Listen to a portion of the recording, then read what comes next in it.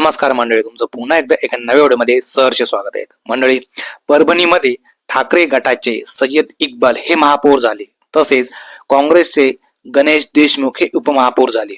मात्र यावरती राज्यामध्ये चांगलंच राजकारण हे तापलेलं आहे. म्हणजे हे महापौर पद मिळालं म्हणजे जवळजवळ सय्यद इक्बाल यांना 39 मतं मिळाली आणि परभणीमध्ये ठाकरे गटाचा महापौर झाला. मात्र यावरती एकनाथ शिंदे यांनी सडकून टीका केली. ते असे म्हणाले की परभणीमध्ये ठाकरे गटाचा खरा चेहरा समोर आलेला आहे. तसेच मुस्लिम महापौर झाल्यामुळे त्यांनी ही टीका केली. मात्र या टीकेला ठाकरे गटाचे खासदार संजय राऊत यांनी चांगलं आणि चोख प्रत्युत्तर हे एकनाथ शिंदेला दिलेलं आहे.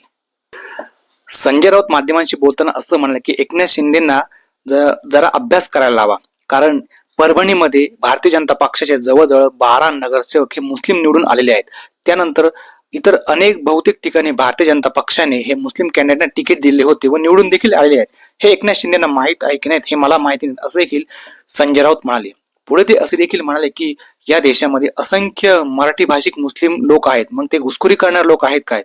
आणि कित्येक वर्षांपासून सय्यद इक्बाल हे शिवसेनेचे काम करतायत आणि एक निष्ठावंत शिवसैनिक म्हणून ते काम बघत आहेत. त्यामुळे तुमच्यासारख्या गद्दारांपेक्षा तो निष्ठावंत मुसलमान परवडला, असं देखील घणाघाती प्रहार त्यांनी एकनाथ शिंदे यांच्यावरती केला.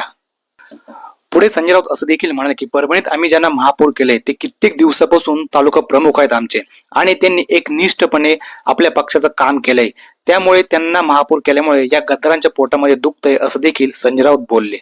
मात्र त्यानंतर अजून कोणती आणि कोणाकडून काही प्रतिक्रिया देखील आलेली नाहीत. तुम्हाला याबद्दल मित्रांनो काय वाटतं नक्की आम्हाला कमेंट्स मध्ये सांगा. धन्यवाद पुन्हा एकदा.